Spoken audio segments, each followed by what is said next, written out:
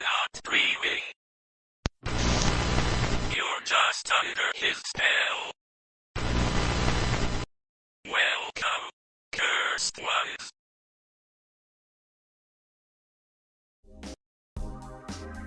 Good evening, everyone. It's your worst nightmare and dream come true. I'm Adrian Hallowell, broadcasting live to you. How's everybody doing this Monday evening? Almost forgot what day it was. But yes, I hope you're all doing well this evening. The weather has been absolutely crazy.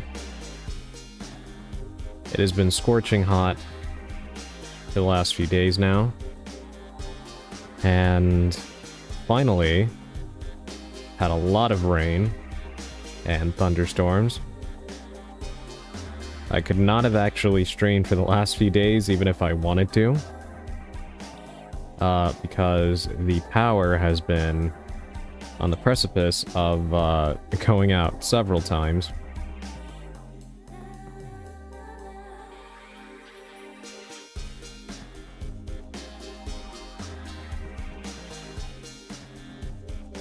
And I almost, apparently the frames were dropping for just a minute. This might be a Monday evening stream, if you know what I mean. But welcome in, everybody, welcome in. So here's what we're gonna do. We're gonna talk briefly, and then I'm gonna go ahead and get to the game, because Mari will be streaming at 7:30 my time, which is coming up on just about an hour and a half, and she's going to be playing Mecha Chameleon, and I may join her, depending on if my computer allows me and doesn't try to explode. So this may turn into a collab, so we're gonna see how it goes. But welcome in, Navajo Ghost. Please don't steal all my games, I need those. I hope you're doing well this evening.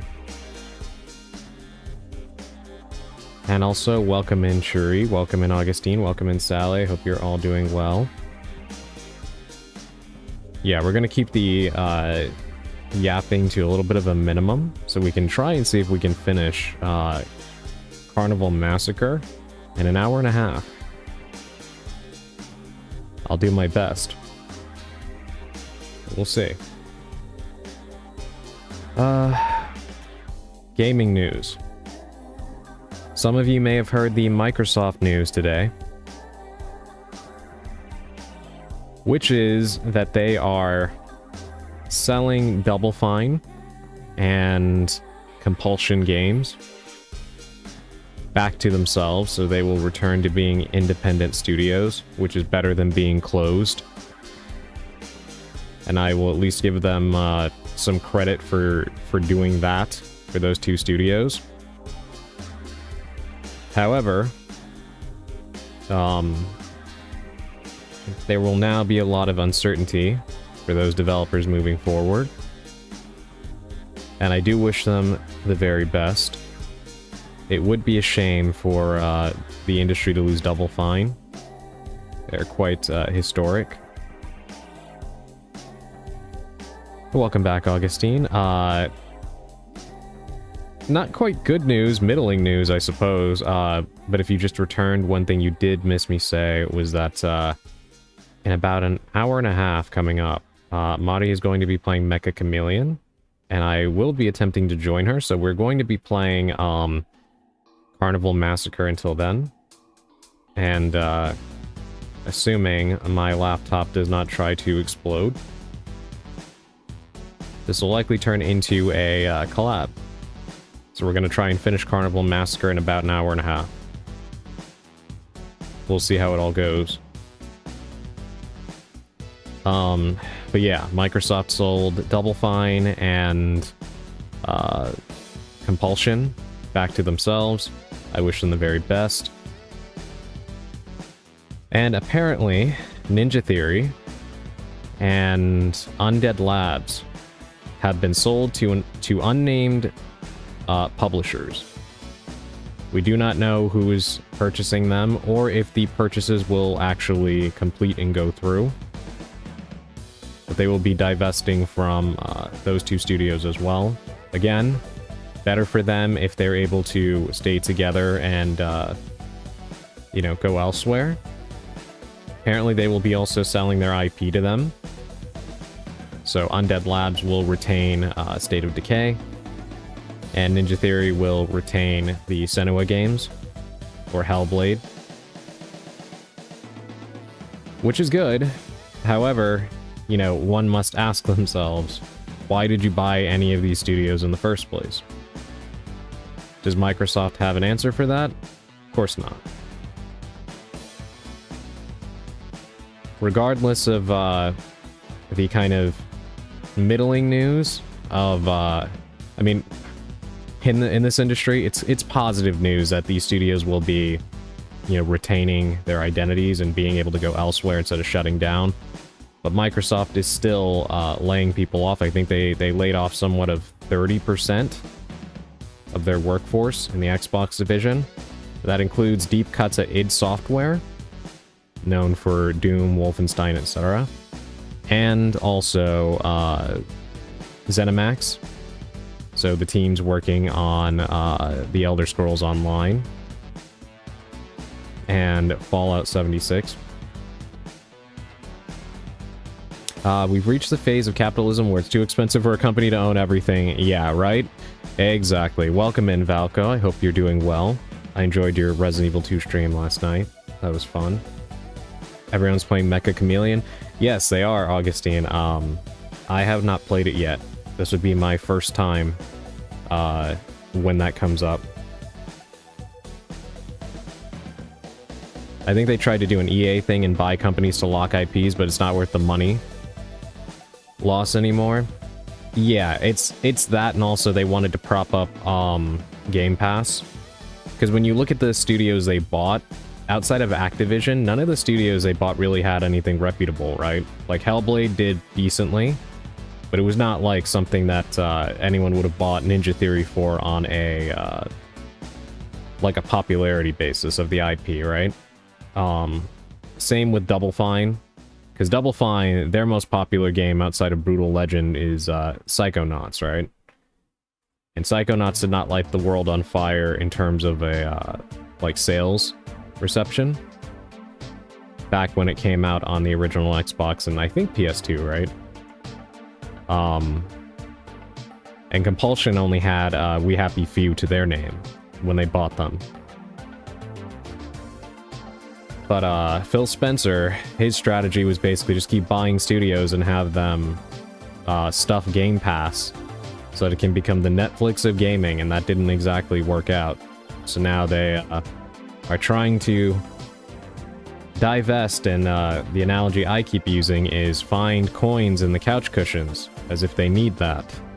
They're fucking Microsoft, but like Valko said, we've reached that stage, so... Good to have you as always, thank you. I'm just saying that because I came here from a Mecha Chameleon stream. Really? Who was playing, Augustine? Who were you watching?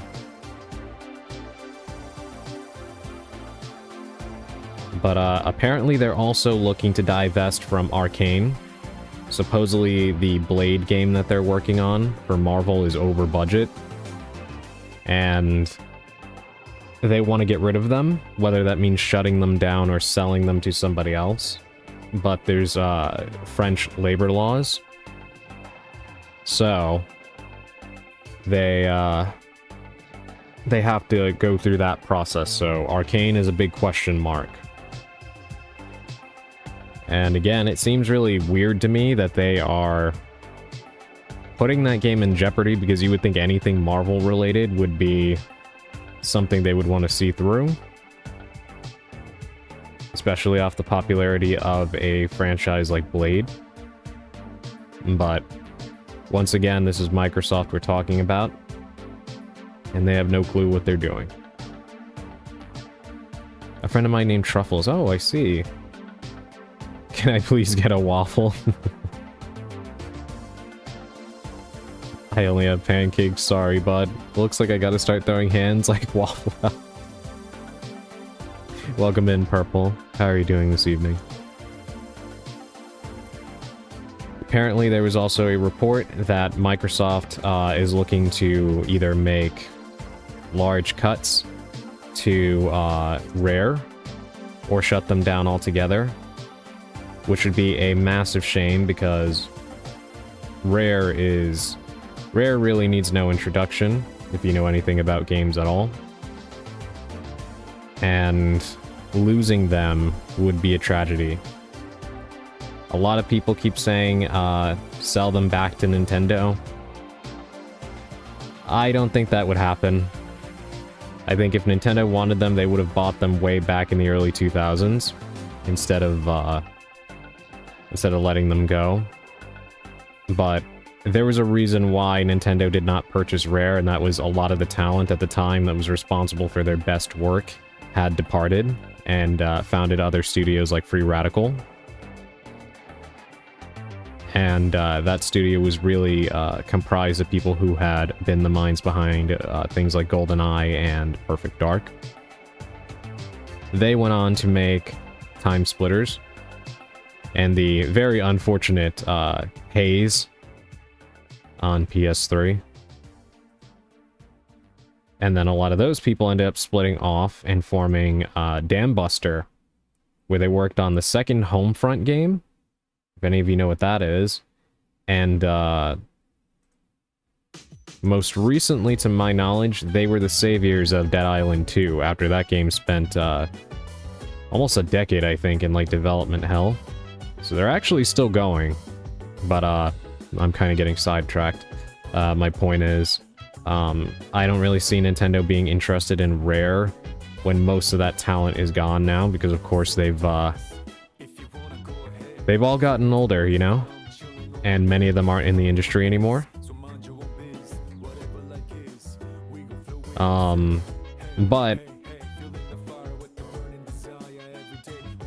I could see Nintendo being interested if Microsoft sold them all the IP back.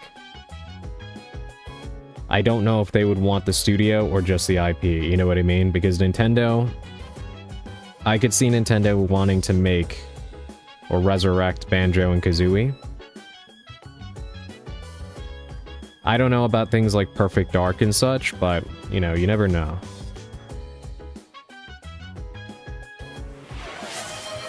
Thank you for checking in, Purple. I know nothing about games. No worries, Augustine. I'm just being a nerd. Same, sometimes I know what we're talking about though. Love Dead Island 2, great game. I've always wanted to play it. As always, I have to hope that these games get Switch 2 ports down the line. Or that I somehow am able to get a competent PC. But the odds of that happening are not looking good. So again, I hold out for Switch 2 ports. Thank you for the 7-stream streak, Falco. Thank you for the support. I really appreciate that. Forgot to say hi and check in. No worries, Purple. Hope you're doing well. I know you were having it kind of rough the other day, so I hope you're doing a little bit better. I usually just don't know what's going on, but it's nice to listen to people talk passionately. The nerd part is the part I show up for, nerd. Fair enough, fair enough. I try my best to explain it in ways that anybody would be able to understand. So if that doesn't come across well, I do apologize, but I do try to preface everything that I talk about. At least somewhat. But the rare the rare in question that we're discussing is Rareware, shortened to Rare, and they are a very old game studio. And they are behind such hits as Donkey Kong Country, Perfect Dark, GoldenEye 007, Star Fox Adventures, Banjo and Kazooie, Conker's Bad Fur Day, Jet Force Gemini,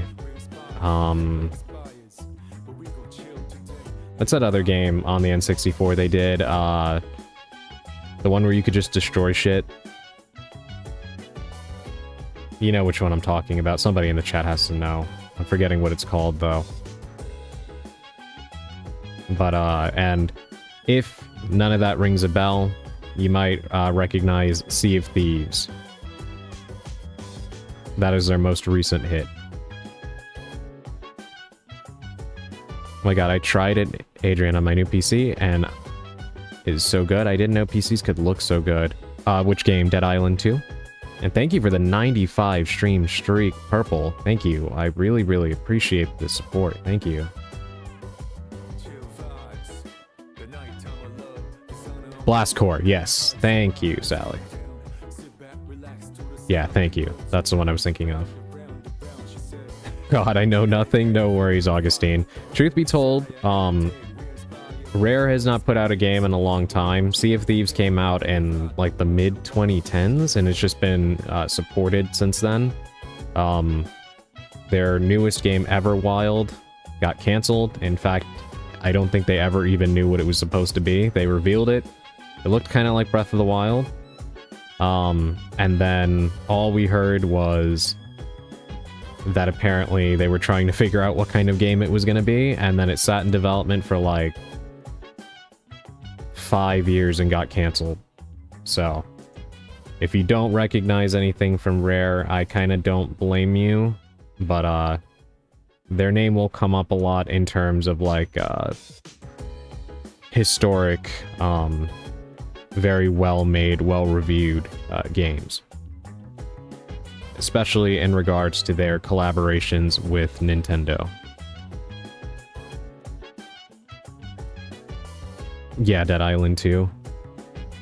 I'm really glad that that it runs well for you, Purple. Also, I do want to say, if I sound a little bit weird today, I apologize. I bit myself really hard, and I have been dealing with that pain for like the last 4 days. And every time that I talk, or pretty much move my mouth in any way, or drink anything, or eat, it hurts.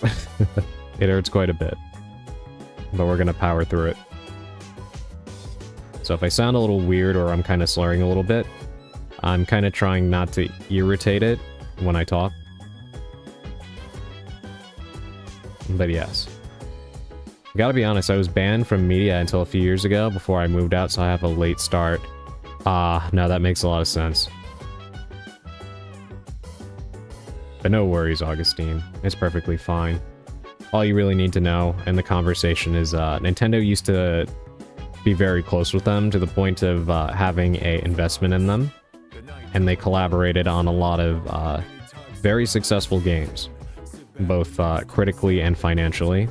And then Microsoft bought them in 2002. And they've owned them ever since, and they've pretty much done almost nothing with them.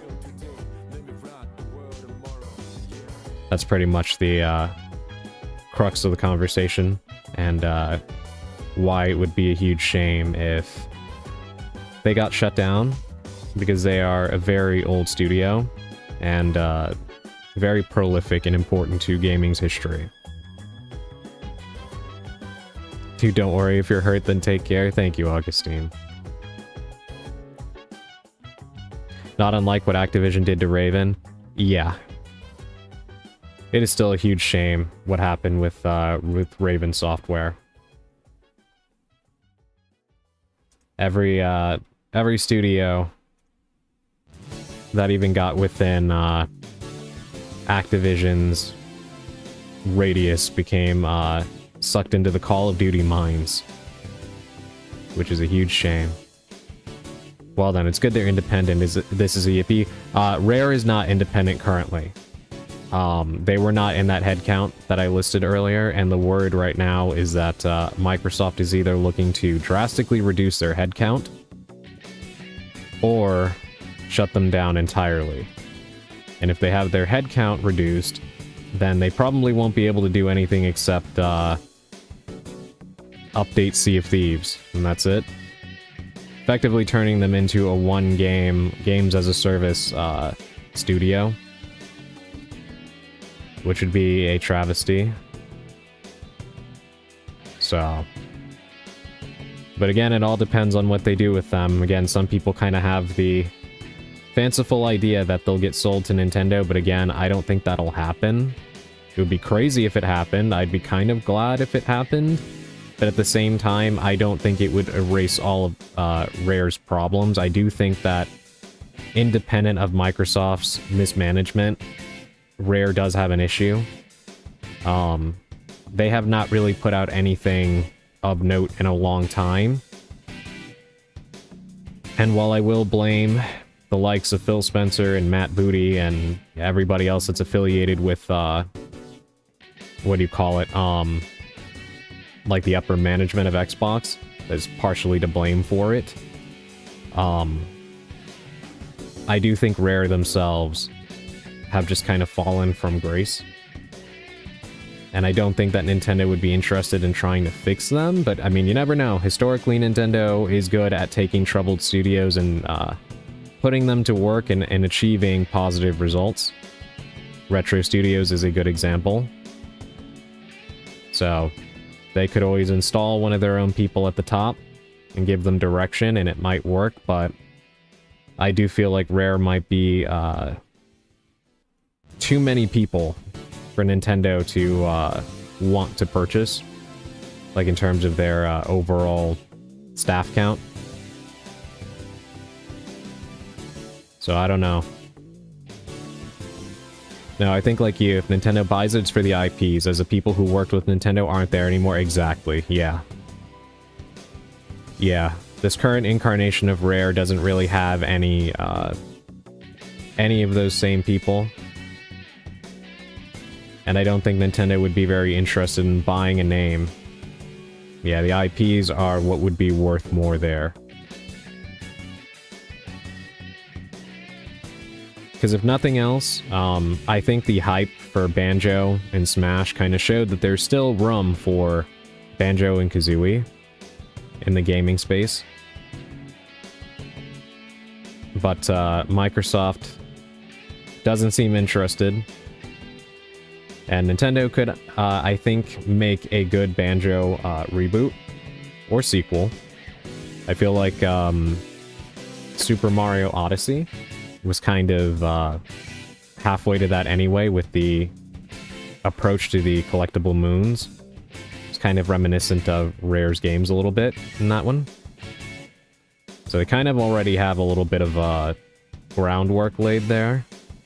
But again, would they want to do that is a question. And as for anything else Rare has made, I mean, Retro's already proven that they can make a killer Donkey Kong Country, so they don't need Rare for that.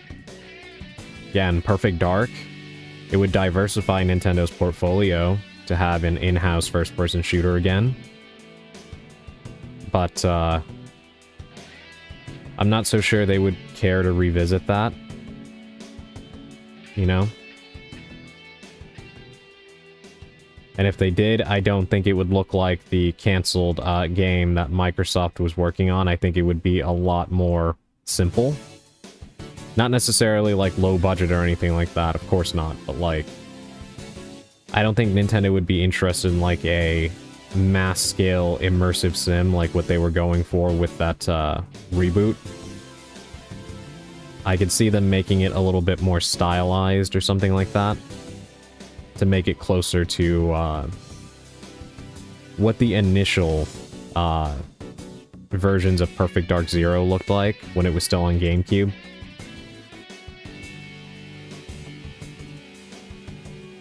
But now I'm definitely going into the weeds of very nerdy stuff, so let me shut up with that.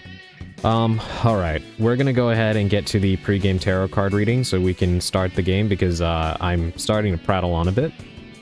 And if I do end up leaving to play with Mari, well, not leaving, I'll be streaming. But if we go join her, then I'm coming up on like almost only an hour of time.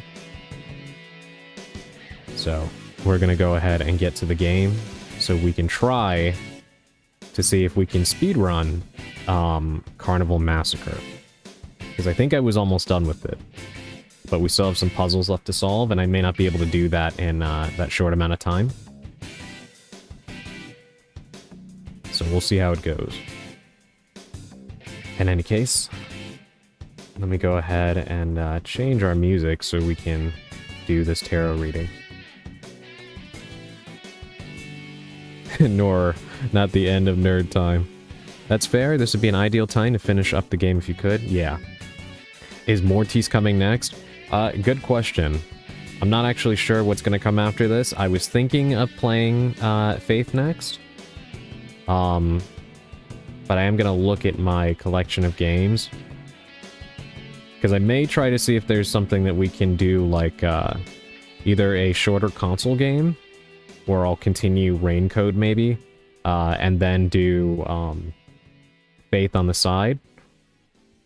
I say that mostly because I kind of want to be able to use my 3D model again. I do miss it a little bit. And I cannot use my 3D model when I play PC games. It's been a little while. So we'll see. We'll see how it goes. Yeah, have not finished Raincode yet. And I would like to continue it. Luckily, I still remember where we were at. Where I laid off was kind of like the perfect place to hold off. Because in that game, each of the cases kind of stand alone. And for the overarching narrative, we were pretty much just getting to like the nitty-gritty. So if we pick it back up, it'll be very easy to continue and not have lost anything. But yes, all right, let's go ahead and do this reading.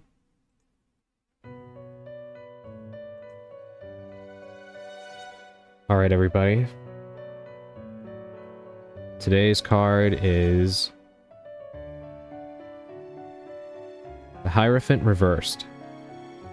This is actually one of my favorite cards, at least in this position. So in the upright position, the Hierophant can represent a sense of order and tradition. So in this position, it actually represents rebellion, which is something that I really do appreciate. If you pull this card in this position, it can represent a desire to break free from the chains of tradition or expectation. If things have been done a certain way and you don't agree with them, well, this card represents that desire to chart your own path and break away from that. To not adhere to whatever chains bind you, whether that is rules imposed to you by family or a friend group that you feel you don't belong to, religion, society, whatever that expectation may be. This card represents your desire to break away from it and follow your own path. This card is also a positive omen for trusting your own intuition and your own ideals, and to follow those beliefs rather than allowing other people to get into your head. Essentially, trust your own thoughts and your methods, because they will lead you to happiness. With that being said, as one might expect, taking a more rebellious approach to life will net you a lot of detractors. And those people will usually be, those detractors will usually be people that are closest to you, people who think they have an idea of who you are and what you're supposed to be. But of course, only you know who you are and what you want to be. So if you find yourself being judged by other people for the decisions that you make, the things that make you happy, well, this card is encouraging you to power through that pressure and to trust in yourself and not give in to into other people's ideas of how you should live your own life. We only come this way once, so far as we know, which means that you have to do the best that you can for you to enjoy your time here, especially with how shitty of a planet Earth can be. And how terrible most people are. So, whatever makes you happy, well, you ought to follow that. Because you only have a very limited amount of time here in life to be truly happy. It's not enough time to dedicate to faking who you are or living in somebody else's shadow just to make them happy if you're going to be miserable. You know what I mean? So rebellion doesn't always have to mean standing up to, you know, society at large or some major thing if you don't want it to mean that. But sometimes it just means advocating for yourself against the tide that is pushing against you. Deciding to study what you want instead of becoming a lawyer or a doctor, for example, right? Because your parents ask you to do that, right? Deciding that you don't want to follow the religion you're expected to follow just because it's what's expected of you. Deciding that you would rather... what's another good example? Maybe pick a different job than what you were trained to do just because, again, it makes you happy. Or maybe you have decided to pick a significant other that other people are not happy with for whatever reason. Either way, you get the picture here. So, trust yourself. Rebellion for rebellion's sake doesn't really help anybody. So that's not what this card is asking you to do. It's merely asking you to look inside and ask yourself what you truly want. And if what you want from life is something that goes against what society or the people that supposedly know you best expect from you, well, it's okay to chase those things in spite of those expectations.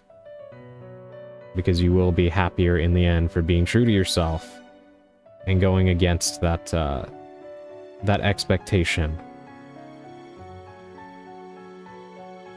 And not needing anybody's approval to live the kind of life that you deserve and that you want.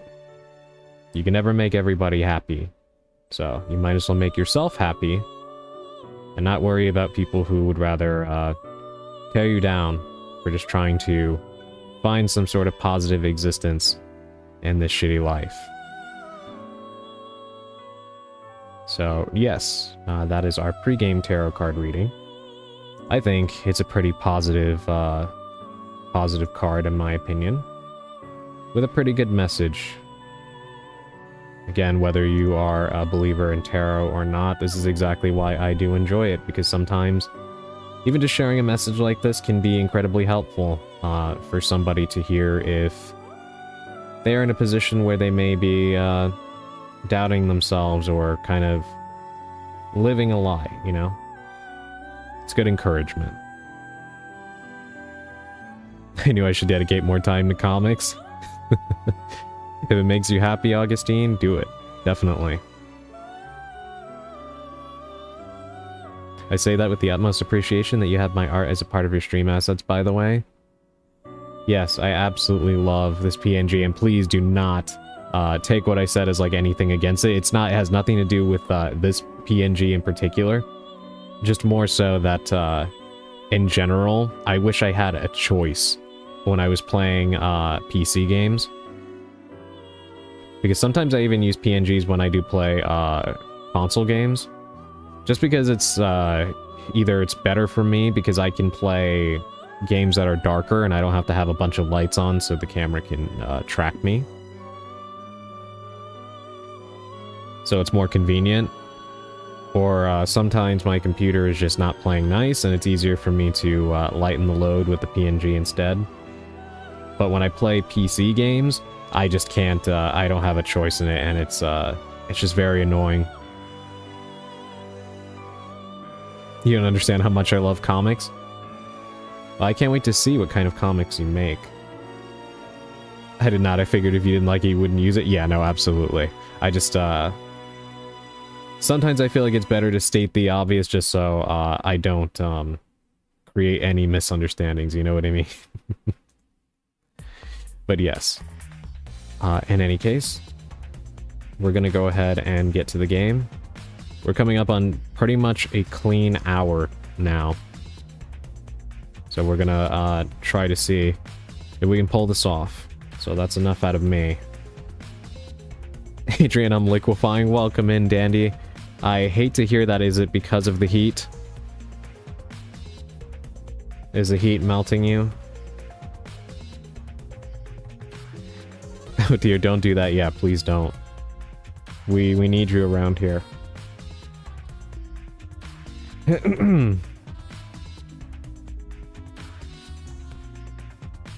Okay, that's what I figured, and I empathize completely. In fact, right now, the only reason I'm not hot is because it rained a lot. So it's a little bit cooler today, which I am so grateful for. But the trade-off with that is I may lose power if the storm comes back. So I will keep you updated on that as well.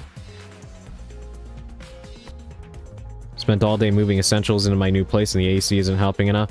Yeah, if you're running in and out moving stuff, no way that's going to be enough. I hope you took adequate breaks and you are staying hydrated. Moving stuff into a new place is not fun.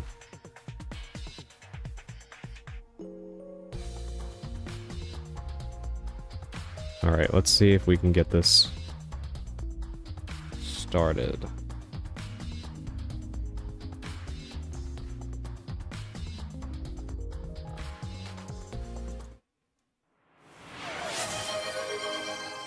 Thank you for the hydrate. Okay.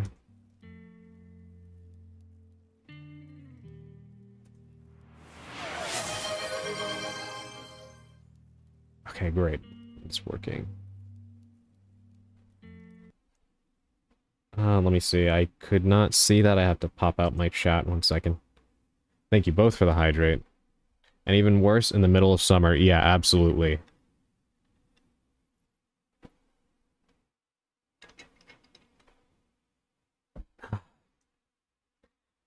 I actually had a cup of coffee before starting stream, because I did not get much sleep. But I feel surprisingly okay right now, in spite of that. I'm not particularly tired right now.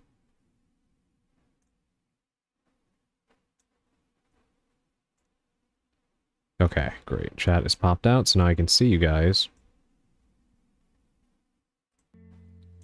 Alright, here we go. I wonder what this game is. I have not actually taken a look at this, but it looks very Silent Hill. Dead Awake. I'll have to take a look at that. Interesting. Alright.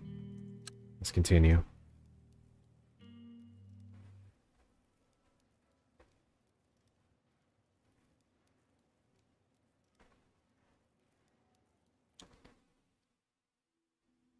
And that's it. I need coffee too. I forgot I wasted some, and now I need it. Oh, cold water. Yeah, cold water is a lifesaver.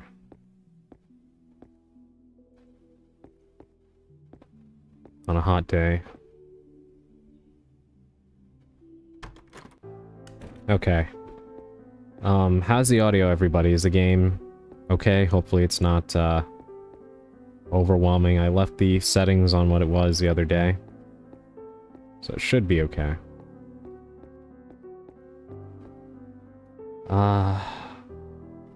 Where were we? There was a room that had a bunch of stuff. It was the surveillance room, I think, right? Let me go over there real quick. For now, it's okay. Hopefully it won't destroy my ears when shooting. Yeah. I don't trust this game for that. No, absolutely. I was listening back to the VOD, and my god, it was atrocious, and I do apologize for that. Thank you for the 10 push-ups, Navajo Ghost. Hold on, I will get right on that. Let me get to the security office, because I will be safe there. This Iron Maiden wants to eat me. And I do not want that, so...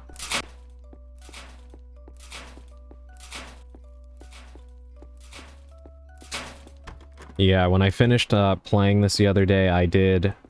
Like, I don't know if the devs of this would ever tune in to one of my streams. Probably not, but I did say my one big criticism, like, I have a few, but if the devs could only fix one thing about this game, they need to mix the audio better in an update, because that is not good. You know, I was thinking maybe you could add a 30-second plank to add more workout variety. That's a good idea, Sally. I actually probably should do that. Yeah, I might add that. Alright. Let me go ahead and step away briefly. So that I can, do this. 1 second, I will be right back.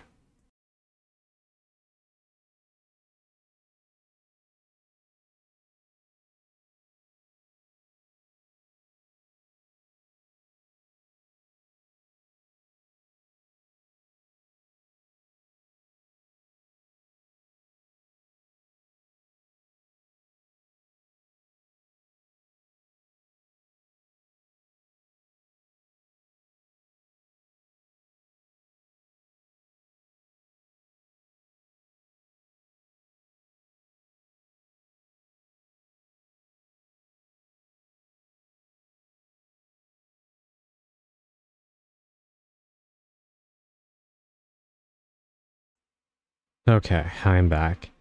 Hey Wilby, welcome in. How are you doing this evening?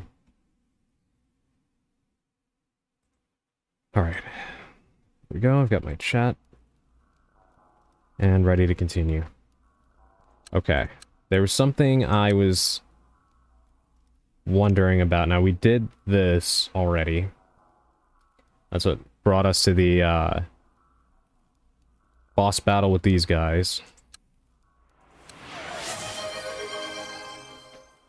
Thank you for the hydrate. Good, just playing Overwatch. How's that going?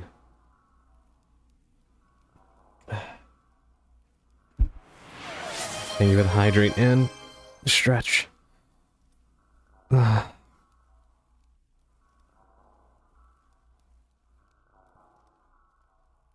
don't know if you heard that, but my shoulder actually popped. Okay,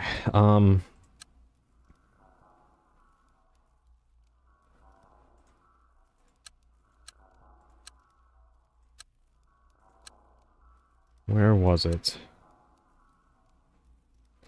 Is it this? It might be this. There's something regarding the room that has the books.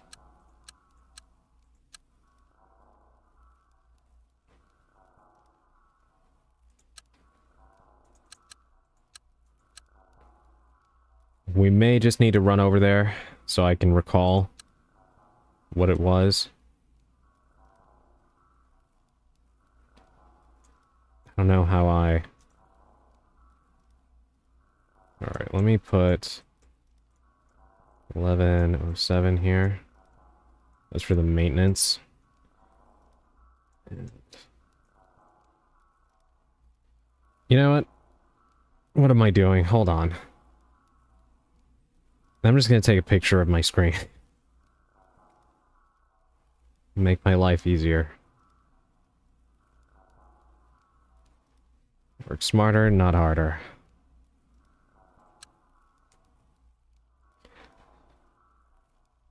By the way, I hope you don't mind if I stay just for this game. I've been having some awful migraines today, and right now I'm not in pain, but I don't want to risk it. Absolutely no issues with that, Sally. Please, you don't have to run that by me. I'm sorry to hear about that, and I do hope that you continue to have relief.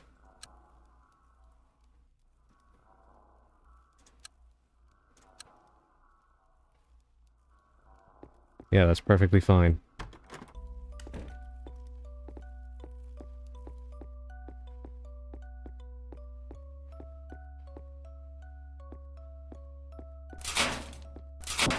Let's go wide around him. Or her, I suppose.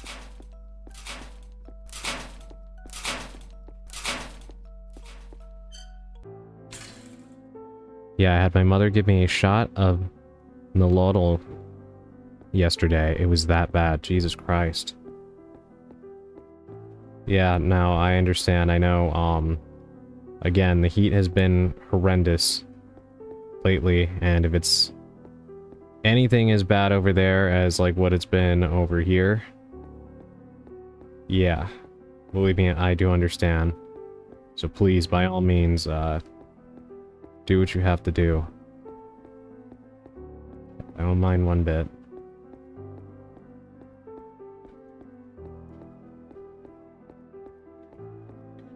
Okay, not there. We did that already.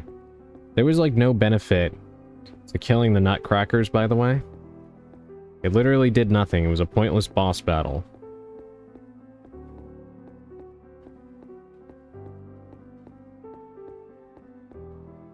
I also do like that, if you notice here, there's a bear trap. Right there. And you can't see it from this angle. So if you try to run down that way, you will end up in a pretty bad situation.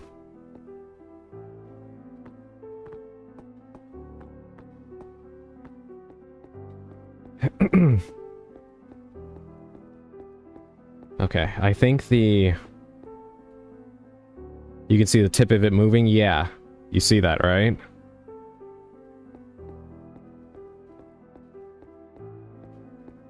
I wish there was a way to get the enemies to walk into it.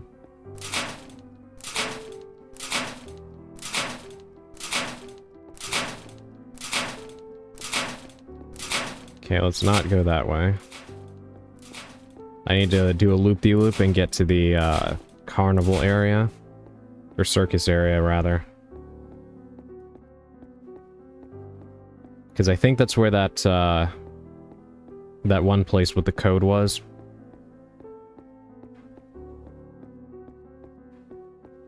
Yeah, there it is, that trailer right there.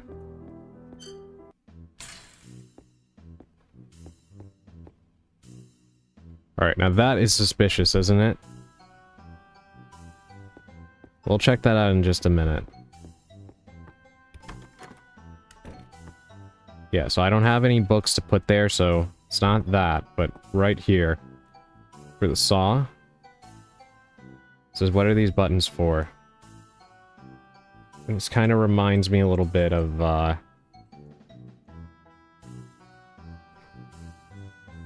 that thing we found. The sticky note. So let me take a look. Is Zero-Legged Jack still following you? Yeah, he still pops out. Randomly. It kind of reminds me a little bit of, the original RE3. With how Nemesis could just sometimes appear or just go away.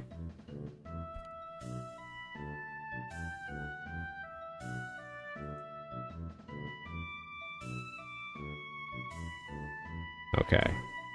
Well, now that I look at it, no, I don't think that this actually is the solution. Alright.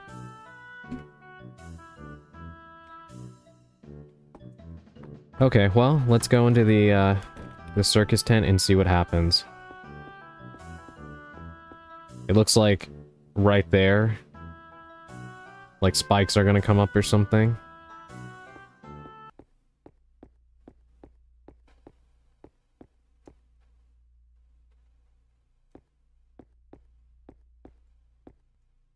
Okay, pretty sure I'm supposed to use the saw here. 'Cause that's the, that looks like the classic magic trick. Where we sever the person in half that's in the box.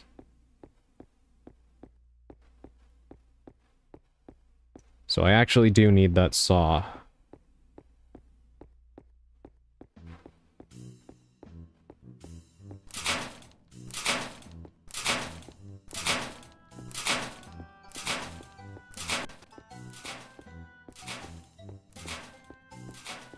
There's another trailer up here. Didn't notice this.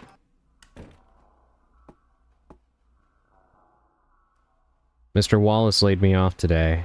It was sudden, cold and rude, like he couldn't wait to get rid of me. His reasoning? The park doesn't need your services anymore. Stupid. The automatons break down constantly, so they need my maintenance. I thought they were a vital part of this godforsaken place, but I'm not the only one. In the past weeks, many others were let go too. Cashiers, security guards, heck, even janitors. It's as if we were being replaced by something else. Something that our everyday mind cannot fathom.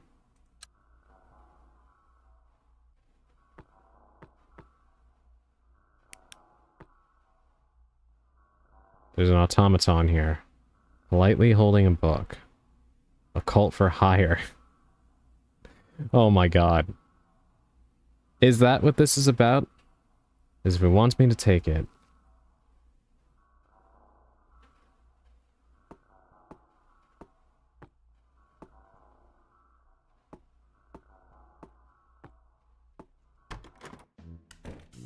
Alright, well, we did get, we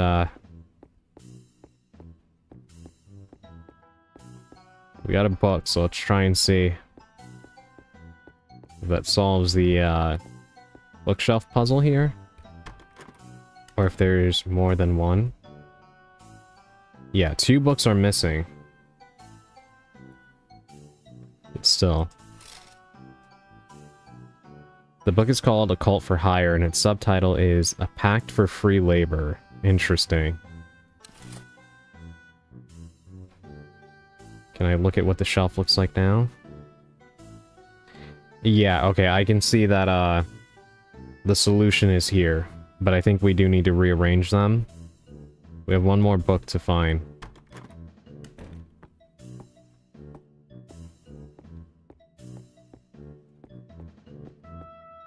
Where do you think that could be, chat?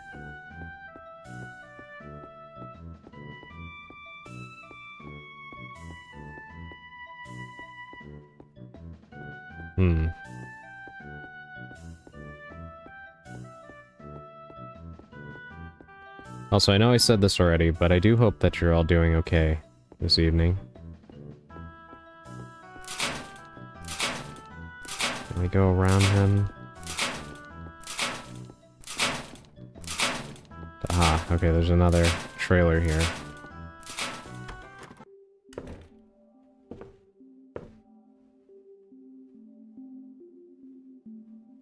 Hey, welcome in, Mayberry. How are you doing this evening?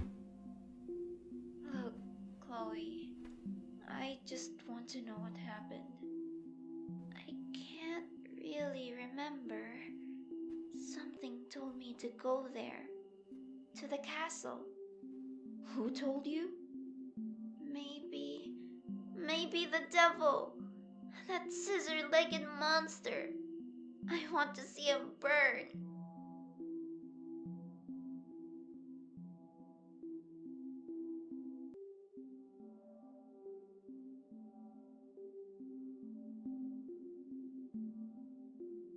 Something isn't right here, Harley.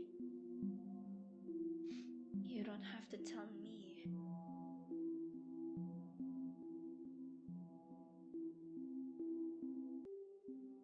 I'm doing alright, just got home. Great to hear. How are you? I'm doing okay. I didn't get much sleep, but I'm actually not that tired, surprisingly. So I am streaming. I have a little bit of relief from the heat because there was a massive storm. And it rained a lot, so it kind of cooled everything down, thankfully. But, yeah, otherwise I'm doing okay. Thank you for asking. I'm glad that you are back home. Take that book.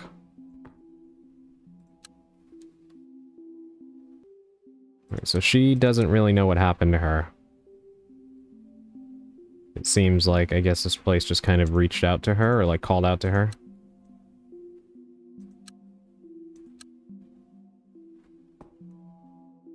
Everything is gonna be okay. I know. I just want to rest a bit from the madness. Yeah, this game is very dreamlike, and I do like that about it.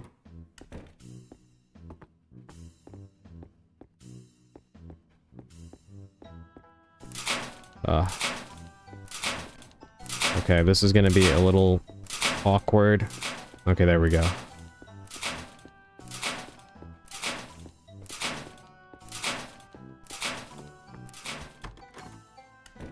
Okay, let's use the book. The book is called Devil Aid Me, and its subtitle is How to Communicate with the Higher Order.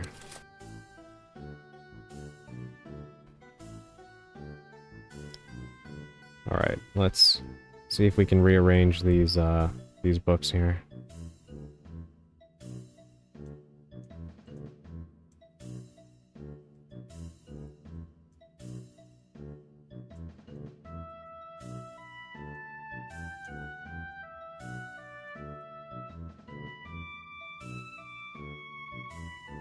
That's good? Yeah, absolutely.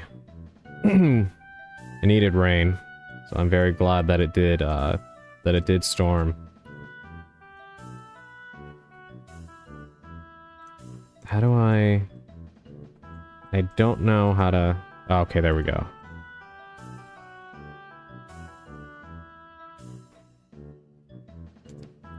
Okay, what would be...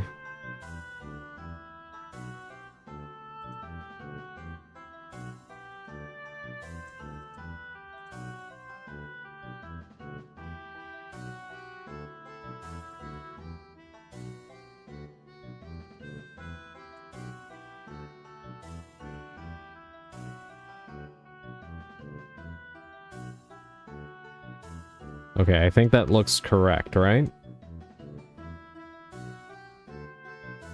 Well,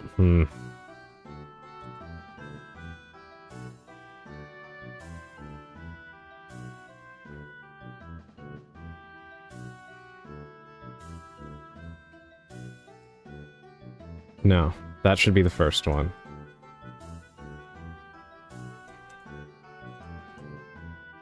There we go. So, whatever these symbols are supposed to be, it's like XCAIC.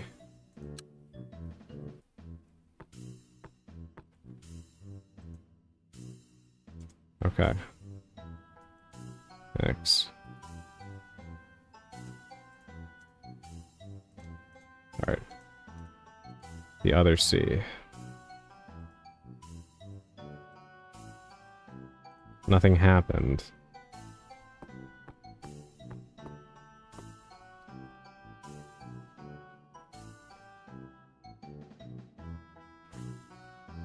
Oh. Because I don't need to use the other C. I didn't think we could press the same button twice. There we go. Now we have the handsaw.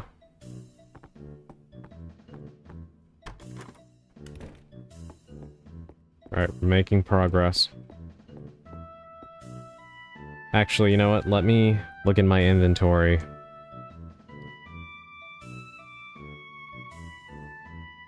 I hope this is enough for a boss.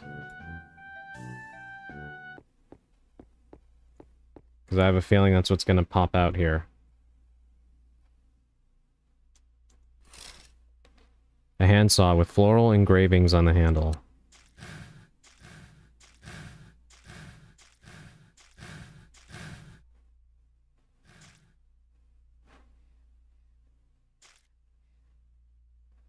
Nothing happened.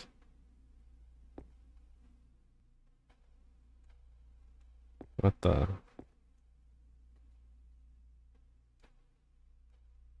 Well,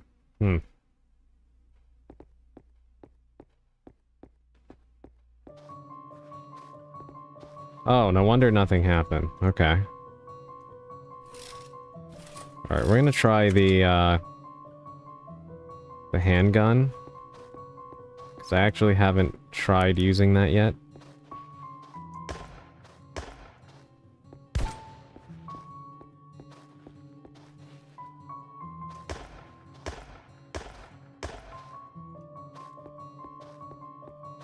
Holy shit.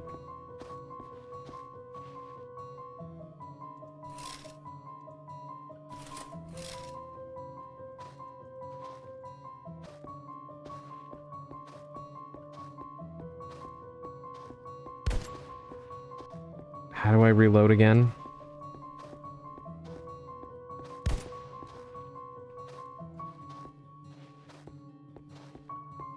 I cannot remember how to reload.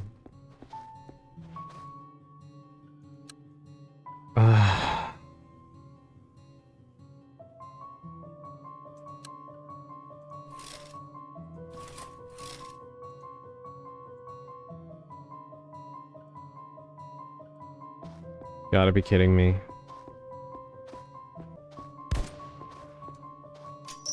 There we go.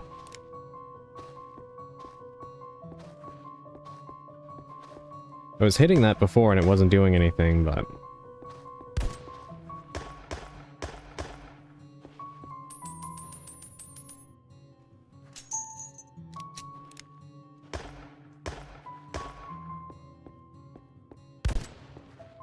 Where is she hiding that rifle?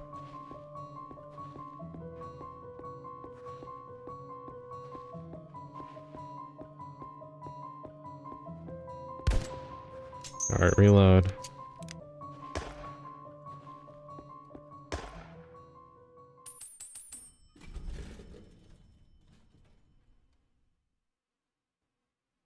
Alright, we got her. Interesting that killing her unlocked the elevator. It was not what I was expecting.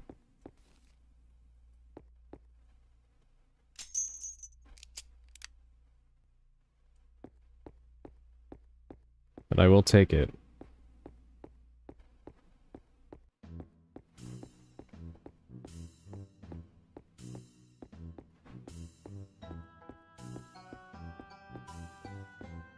Now, how much do you want to bet I exit through this gate and start getting chased immediately?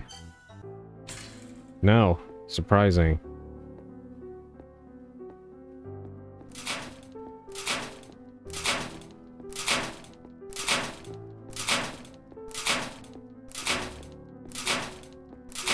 Alright, the elevator should be right through here.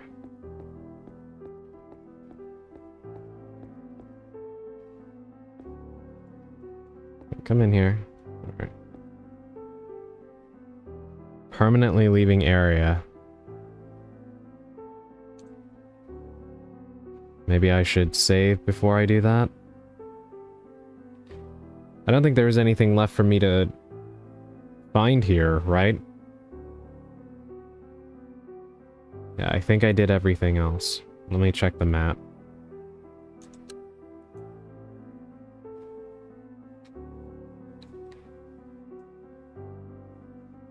Yeah, the circus was the only thing that had an X over it before.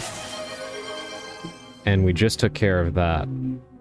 Hey, welcome back, Tree. Thank you for the check-in.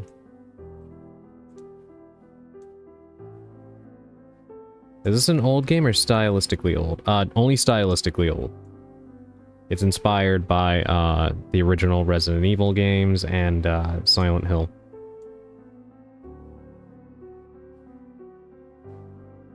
Yeah, I think we actually took care of everything, so we can go.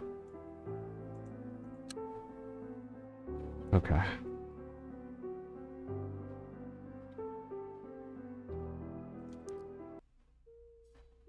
Alright, where did this take us?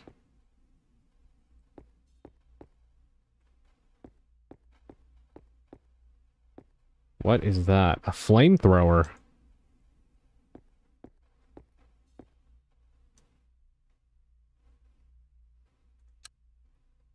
What on earth? You are on. Well, I guess technically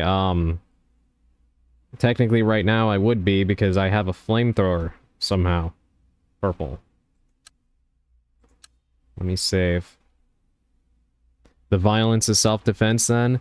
Yeah, so the story is our younger sister went missing and apparently ended up in she ended up in this circus, or this carnival rather.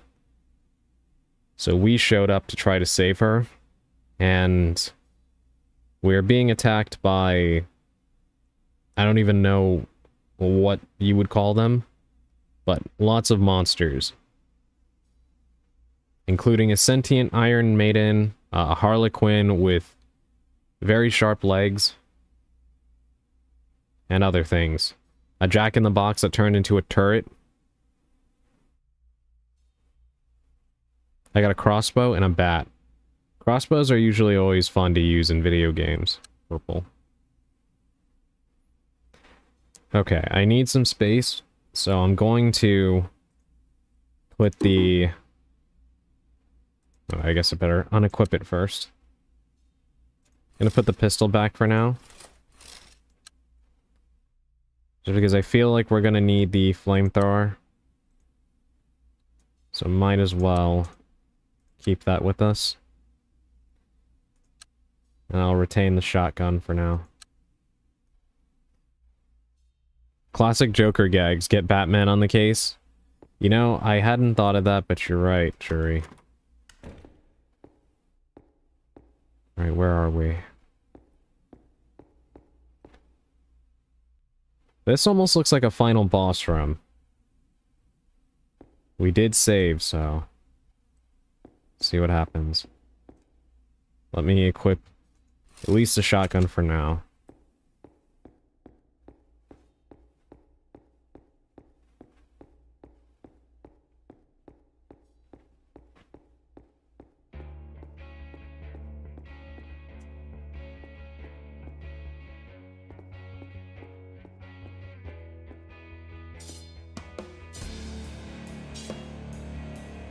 Wait, what is going on here? Oh. Yeah, that's him. Leggy is called Pebble. Yeah, we finally have a name, and I still can't auto-aim him. Maybe I need to use a flamethrower. Wait, look at this. A flamethrower. Great for burning scissor-legged puppets. Say nothing more. Okay, hopefully I don't accidentally, set Chloe on fire. I still prefer shiny legs or zero-legged Jack. I feel like shiny legs would be our Leon-esque funny nickname for him. Where are you running off to?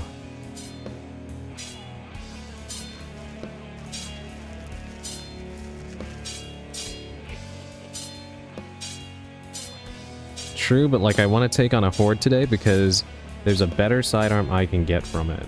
What sidearm are you looking to get, Purple?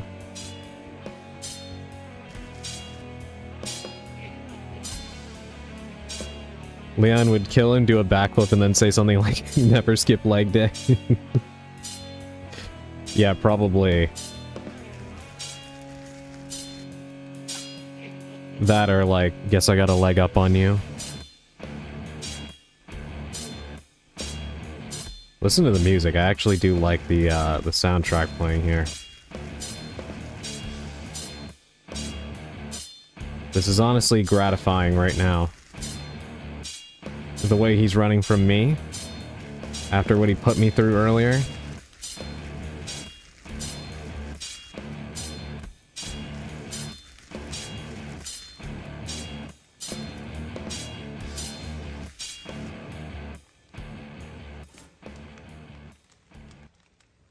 Is that really it? Is it dead? I hope so. If she's asking that, it's probably not. Stomp it, just to be sure. Let's just go home. To be honest, she should have listened to Chloe. Hey, stop grabbing my ankle. Sorry. We should have stomped it.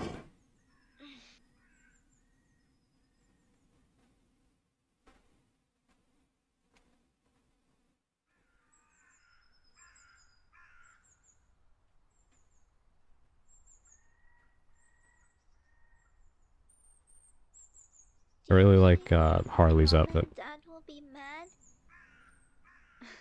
at you for disappearing. No, at me for sneaking out. Definitely.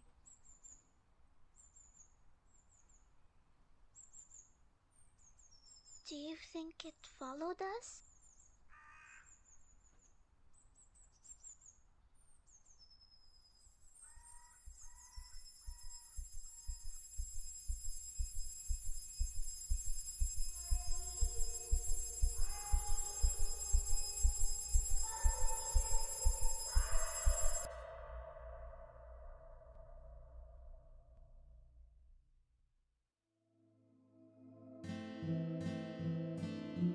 Well, we did it. We actually managed to finish it in time.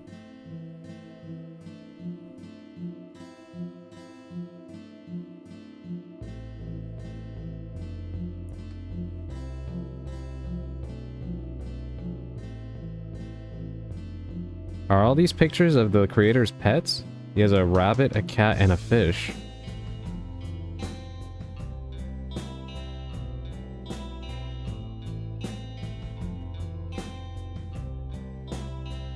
GG, I think. Thank you. Thank you, Churi, and thank you, Sally. Yeah,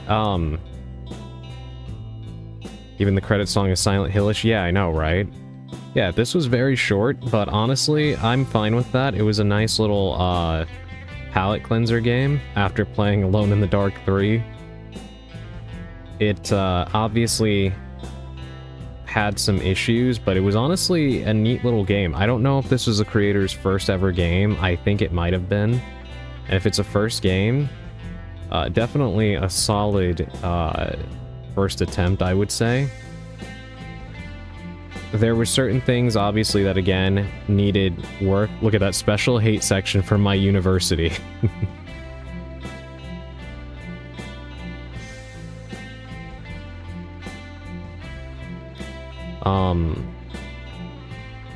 But overall, I thought it was very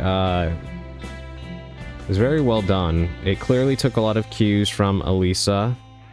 And I did see some people in the Steam reviews. I mean, what do you expect from the Steam reviews? It's a cesspool of shitheads most of the time. But I did see some people in the Steam reviews crapping on the game because of how similar to Elisa it was in terms of, like, its visuals. But honestly, from what I played of the demo of Elisa, I don't really think it felt like it. It took very similar cues right down to the inventory, but the reason why I'm not gonna knock the creator for doing that is because ever since RE7 came out, almost every single independent developer making horror games has just copied Resident Evil 7's UI. If you don't believe me, just go take a look at like 15 minutes of RE7 gameplay, if you even need that. And then just go look at the majority of indie horror that has come out in the last 10 years. They all have the little circle with the arrow inside of it to point to things. The same grid design and monochromatic color design for the UI and such. It's all pretty much a blatant carbon copy of RE7. So I don't really knock the creator here for taking that inspiration here when other independent developers have been copying nonstop from other games. It just kind of is what it is. But the overall product, I feel, I don't feel like Carnival Massacre really felt like Elisa from the perspective of the story that it told, or the game. Elisa feels a lot more, at least from the demo.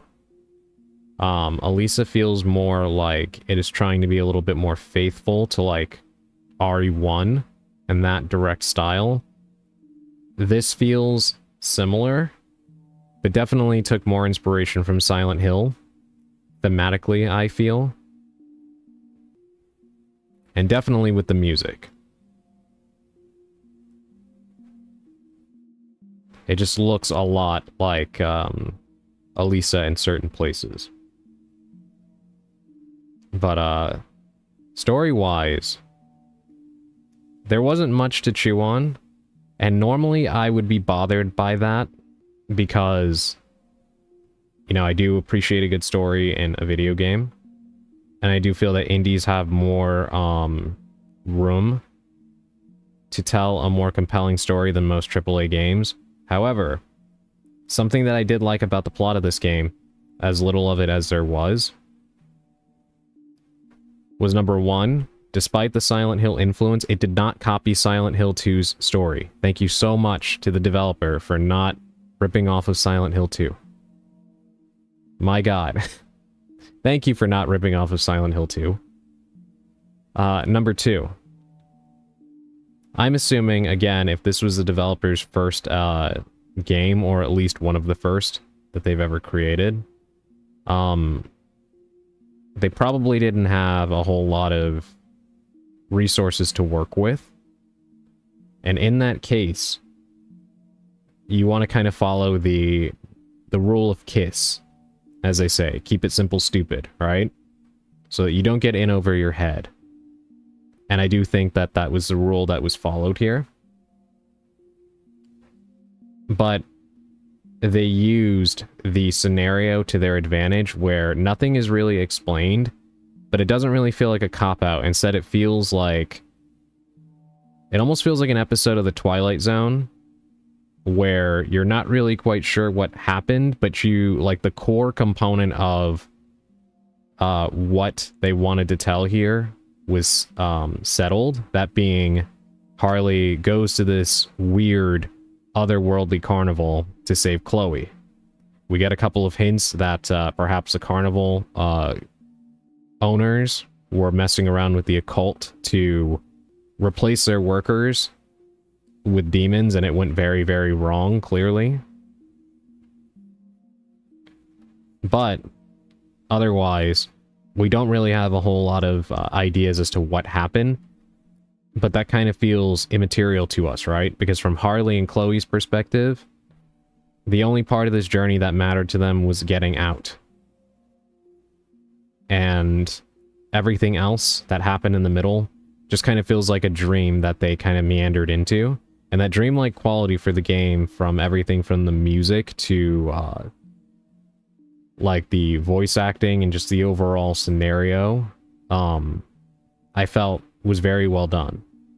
At least, again, if we're working based off of the idea that this game was made to have an element of simplicity to it.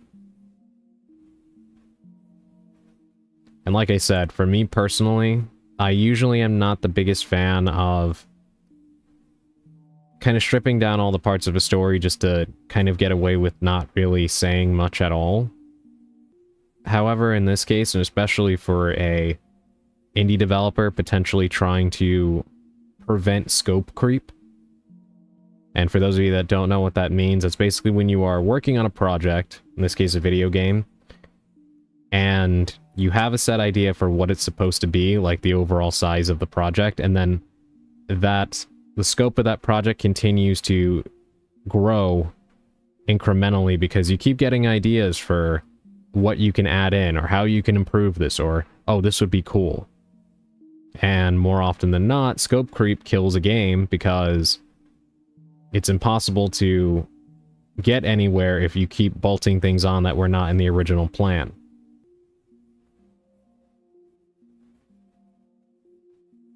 So, if you're looking for a way to stay within the boundaries of what you need in order to actually complete a project, this was a unique way to, I think, tell a story that didn't answer all the questions, left some stuff to your imagination and whatnot, but actually, you know, resolved the main scenario that they put forth. The main conflict was about Harley rescuing her sister, and she did just that. Everything else, they give you breadcrumbs, and that's it. So yeah, I don't know. I enjoyed it. I do think that more could have probably been done with it. But at the very least, from what was given, it was pretty good. I enjoyed it for what it was. I gotta see. Which is fair enough, I could have done better, but, you know.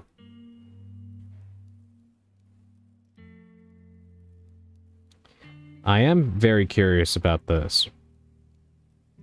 I'm going to end up looking that up. And see if there's a demo available for it. And I'm only just now realizing that Pebbles was also the name of the carnival. So that was actually the owner of the carnival that we were being stalked by and that we killed at the end.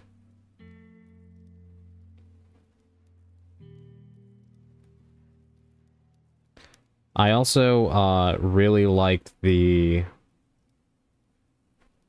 I liked the segment when you were in the castle and you had to ride the cart and shoot at the knights that were coming at you.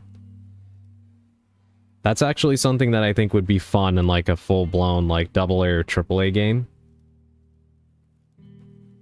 It kind of felt like a low-budget attempt at trying to recreate the minecart segment from RE4. But obviously a lot less ambitious. But the setting of it, the music that was playing, and like the just the general idea was very cute. It almost kind of reminded me a little bit of the Haunted Mansion segment from Silent Hill 3 that's obviously channeling the Disney ride.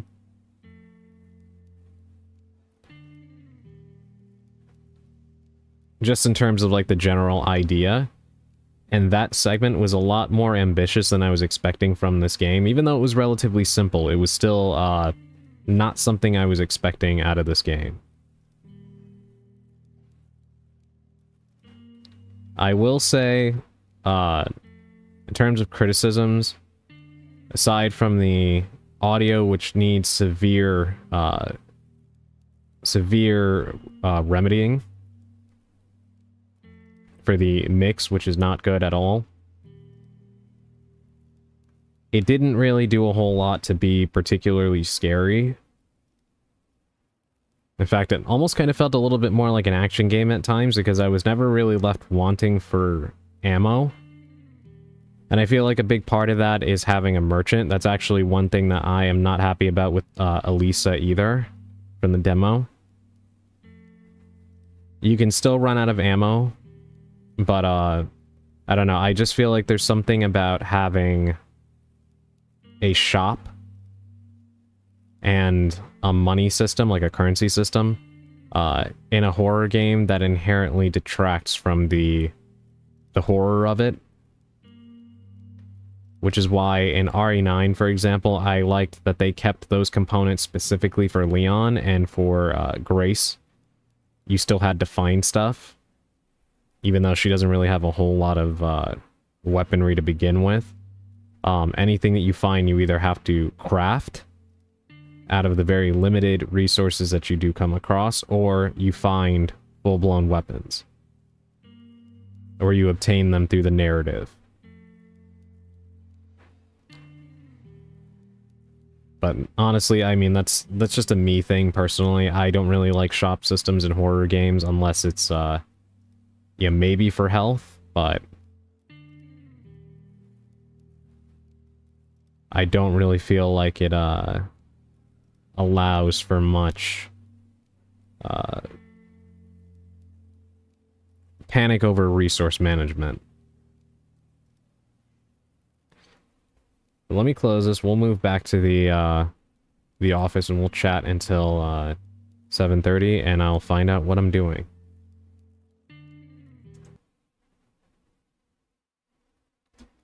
Let's go ahead and fix the chat.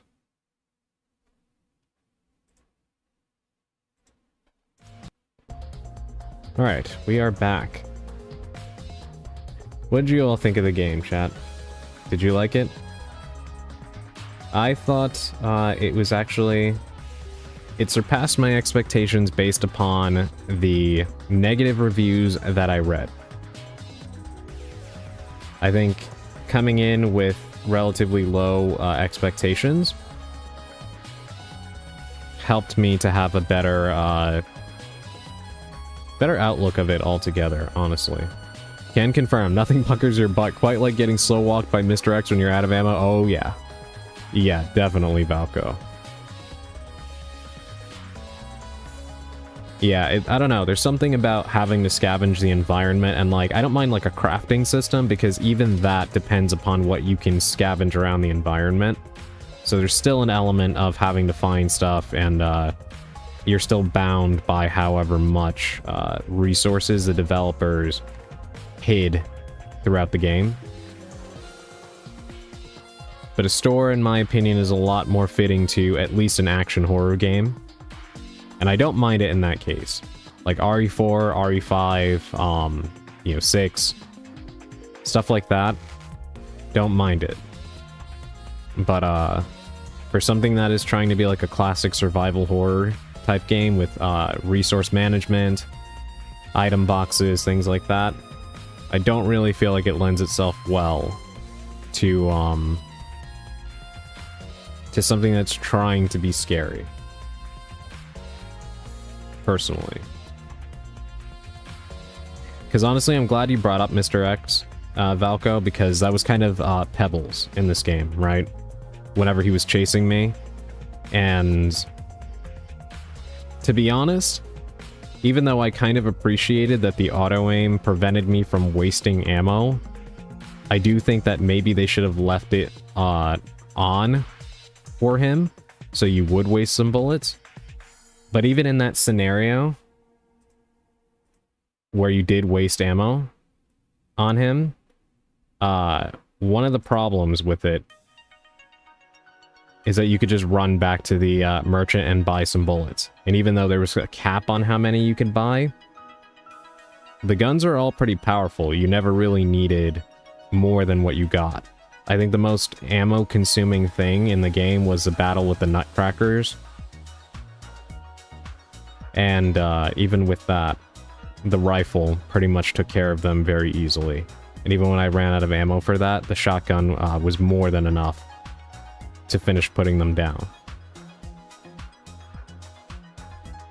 I found the game quite creepy enough that, to me at least, and a bit intense, but again, that's just from my side of things, probably because of Pebbles' first appearance. Oh yeah, no, Pebbles, the first encounter with Pebbles was well done, I think. It actually kind of reminds me of the moment in the first Resident Evil, when you are in the kitchen and you try to come out. Well, honestly, not even that one. Probably the one where you go down the hallway to get the first defense dagger, and as you try to leave, your character, either Chris or Jill, is like backing up from something that you can't see coming from off screen, and it turns out to be a zombie.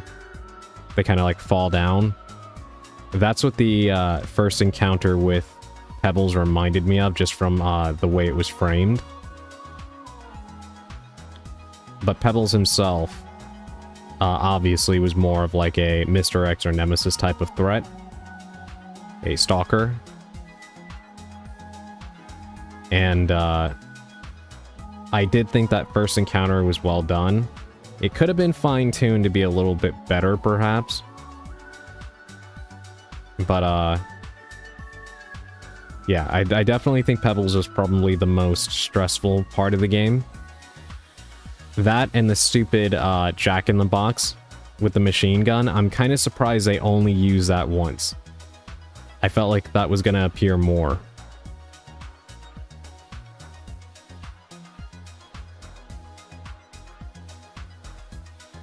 From a scenario perspective, though, I actually did like, again, like, how little was explained and such.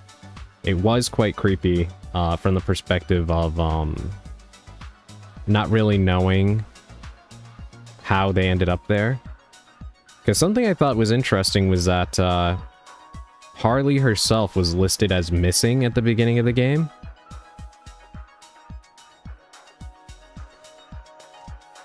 And even though she said she ran away from their parents to go find Chloe, I doubt she was missing for long enough to be reported like that. So it kind of made me wonder if there was something else going on with them, like either, you know, the stereotypical cliche they were dead, or if they had just kind of ended up in a completely different plane of existence. And the end of the game leaves things kind of up for interpretation, where Chloe is like, do you think it followed us? And the bus arrives, but Harley doesn't respond. I don't know. Like I said, it kind of reminded me of an episode of The Twilight Zone mixed with Silent Hill. And to be honest, again, I do wish that more games would kind of go for a more dreamlike approach to the storytelling, like in the horror genre. Plenty of them do, but they all end up, or the vast majority of them at least, end up copying Silent Hill 2. And it gets so exhausting. Gonna jump off, everyone. Have a good night, have fun, and take care. Thank you for being here, Sally. Sleep well, and I do hope that you will remain migraine-free. Thank you for being here, as always.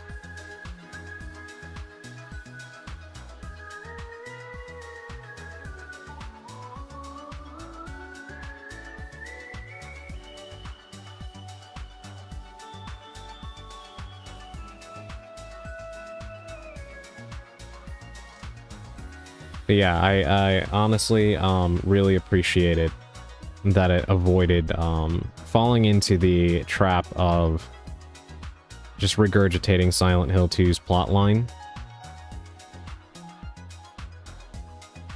And I wish more Silent Hill-inspired games would do the same. Because don't get me wrong, Silent Hill 2 is a great game and has a fantastic story. It's just been retold so many times over and over again, to the point where there's a lot of games that are primarily inspired by Resident Evil that still use Silent Hill 2's story, and that bugs me so much.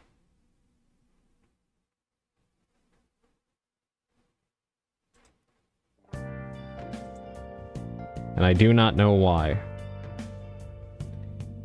But for as many, and don't get me wrong, there's not a lot of pure, like, Resident Evil clones out there.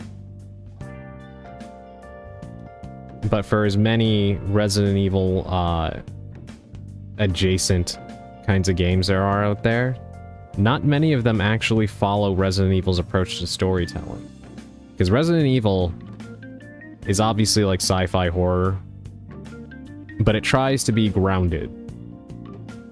Everything that happens in Resident Evil has a in-universe plausible explanation, even if it gets ridiculous at times.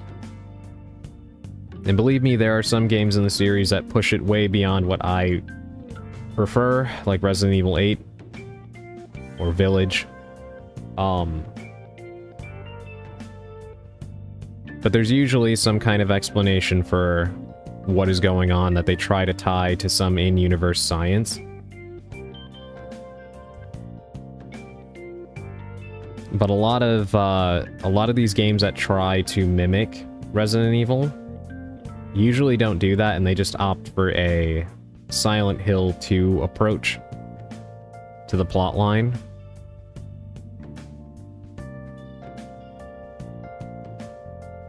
And it does get exhausting. I would like to see more horror games try to kind of have a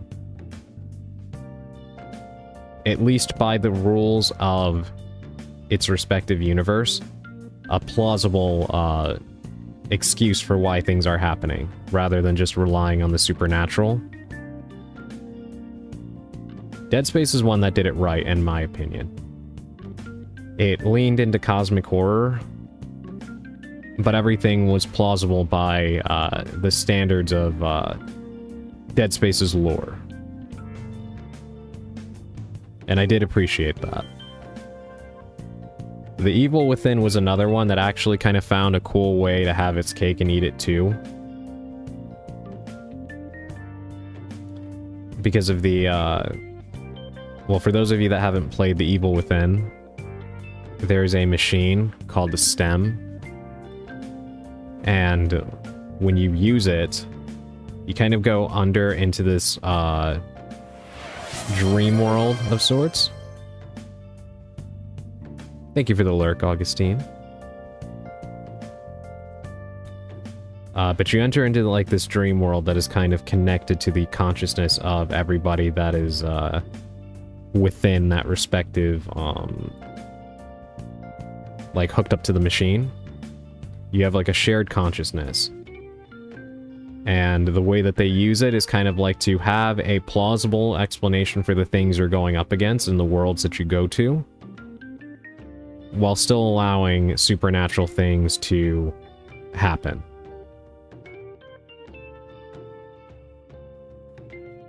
I don't usually play Resident Evil or Silent Hill type games, but I think either you or Hello Emerald would enjoy. Sorry, we're closed. Let me take a look at that. Let me pull that up 1 second. In fact, you know what? Let me also uninstall Carnival Massacre while I'm here. Free up a little bit of space on my tiny laptop storage.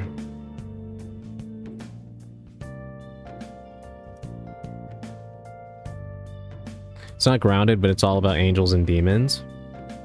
Interesting. Let me see. There's a few games here with the same title. Okay, I see it. I wasn't expecting that kind of a song for the trailer. But it is interesting. Thank you for pointing this out, Cheery. I'm gonna put this on my wish list and try and see if I can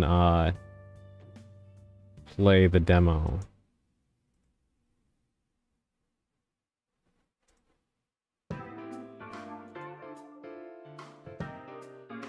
Sorry We're Closed is an eccentric story-driven survival horror game about demons, angels, and what happens when both sides collide.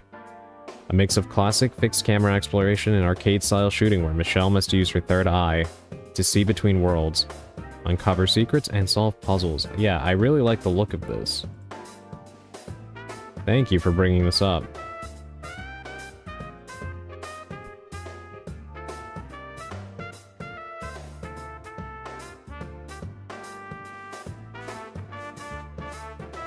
It has banger boss music. Definitely would like to hear that. I love the way the models look. Very, very cool looking. Like, it has the PS1 aesthetic, but it also kind of looks a little bit more like,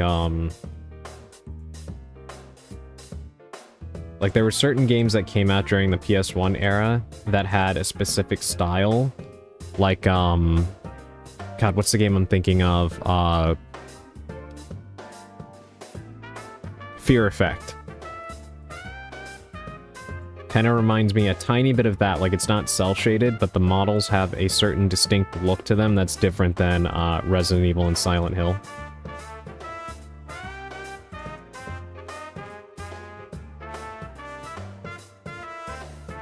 Yeah, I really like the way that this looks.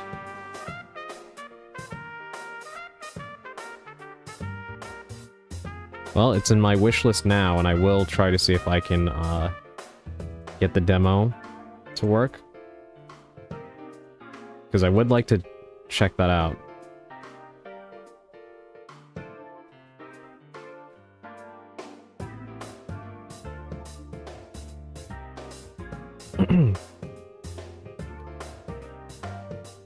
Alright, let me see, let me see what the status of Mari is.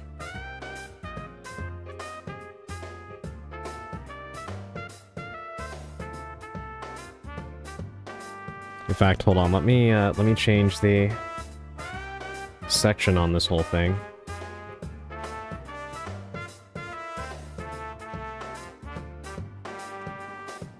Change the game we're playing.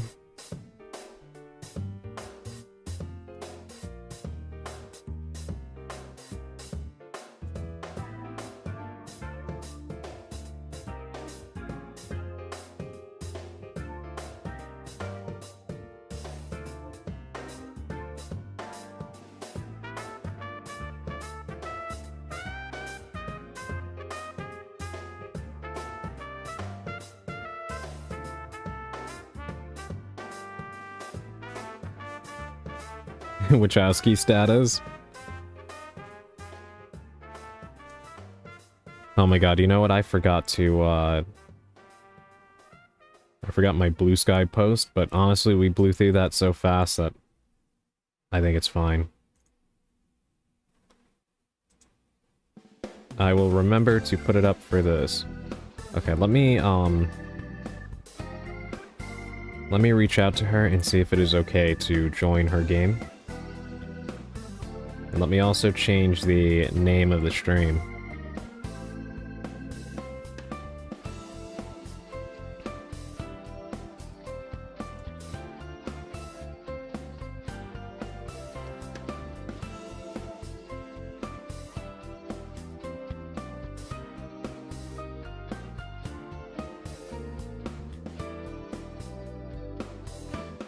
fact, you know what? I might end the stream and then restart it, so that way it starts a new video on YouTube.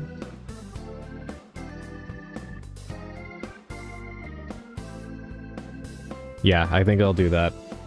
So all of you sit tight. I'm gonna end the stream and then restart it with a different title, so that we can try to play Mecha Chameleon, and hopefully it actually works.